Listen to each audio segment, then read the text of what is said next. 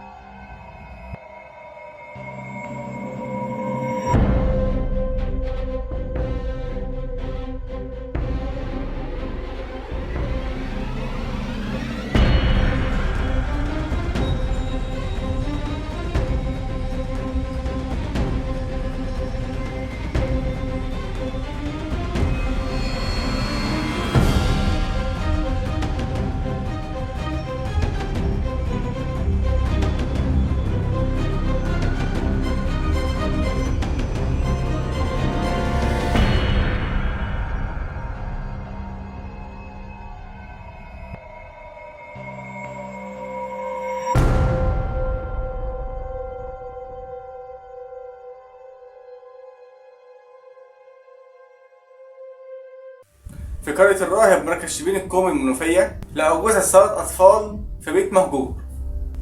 أخ وأخت وبنت عمهم جنى وعبد الله وبنت عمهم مكة، والسبب خلاف مادي بين القاتل وبين والد الضحايا. في يوم الصبح كان الأطفال رايحين درس تحفيظ قرآن وبعدها اختفوا تماما. اللي حصل إن يوم الأحد الصبح يوم 18 يناير 2026 خرج الأطفال في المعتاد عشان يروحوا درس تحفيظ القرآن، ومكان الدرس كان جنب بيتهم مكانش بعيد. ولكن اللي حصل إن الأطفال ما رجعوش في وقتهم المحدد واتأخروا عن غير العادة، وده خلى أهاليهم عندهم قلق ونزلوا يدوروا عليهم في الشارع. ولكن بعد ساعات من البحث والتدوير في المناطق اللي هم ممكن يكونوا متواجدين فيها أهاليهم معرفوش يوصلوا لأي حاجة خالص. ولكن لما رصدوا كاميرات المراقبة لقوا تحركات الأطفال في مناطق معينة، ومن هنا بدأ البحث. لما فحصوا كاميرات المراقبة لقوهم ماشيين في طريقهم عادي خالص، ولكن كان في شخص وراهم ماشي بيتتبعهم في الطريق وكان ماشي بعجلة.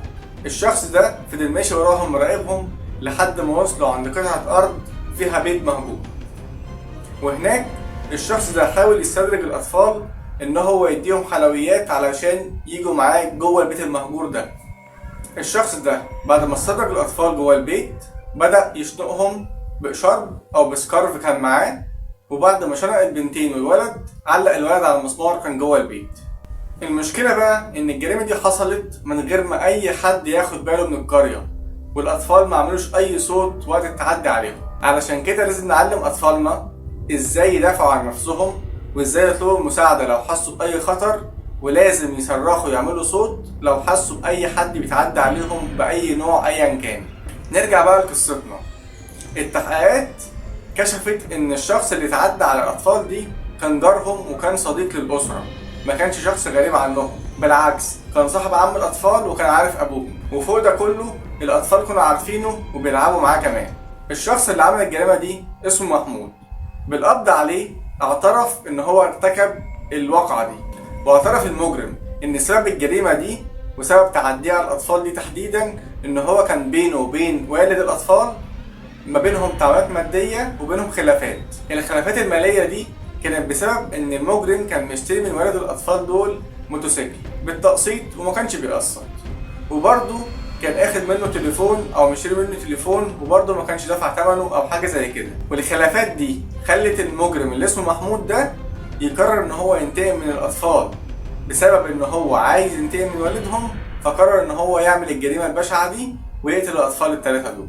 الغريب بقى ان محمود بنفسه كان بيدور مع اهل القرية على الاطفال، وده عشان يبعد الانظار عنه وعن الجريمة اللي عملها. ولكن لما اهل القرية بدأوا يشيكوا على الكاميرات ويشوفوا الكاميرات ويتتبعوا خط سير الاطفال، لقوا ان محمود كان بيتتبع الاطفال دول، ومن هنا تم القبض على محمود. وبعد القبض على محمود اعترف بالواقعة واعترف بكل حاجة هو عملها، وقال ان السبب بسبب خلافات مادية بينه وبين ابو الاطفال دول. النيابة العامة قررت حبس المتهم على ذمة القضية لحد ما يتم التحقيق في القضية دي. طبعا الجريمة دي اتعملت في اطفال ملهمش اي ذنب، اطفال سنهم حوالي 6 سنين. ايه ذنبهم ان انت تنتقم من باباهم فيهم؟ في النهاية عايز اوصل رسالة مهمة. اول حاجة لازم نوعي اطفالنا يدافعوا عن نفسهم، لازم نوعي اطفالنا ان هم ما يثقوش في حد مهما كان قريب، ولو في عداوة بينك وبين حد لازم تبقى معرف ابنك او الطفل بتاعك ده، موعيه ان هو ما يتعاملش مع شخص تحديدا او ما يتجاوبش معاه، او لو حس باي خطر لازم يصوت او لازم يعمل اي صوت بسرعة ويدافع عن نفسه. تاني حاجة ما توصلش اي خلاف ما بينك وبين حد لدرجة الشر ولدرجة الانتقام، ويوصل الانتقام ان انا انتقم منه في عياله او في حد من اهل بيته. ابعدوا عن الشر. اخر حاجة عايز اقولها، ربنا يرحم الاطفال دي ويعزي اهاليهم وربنا يسترها. سلام.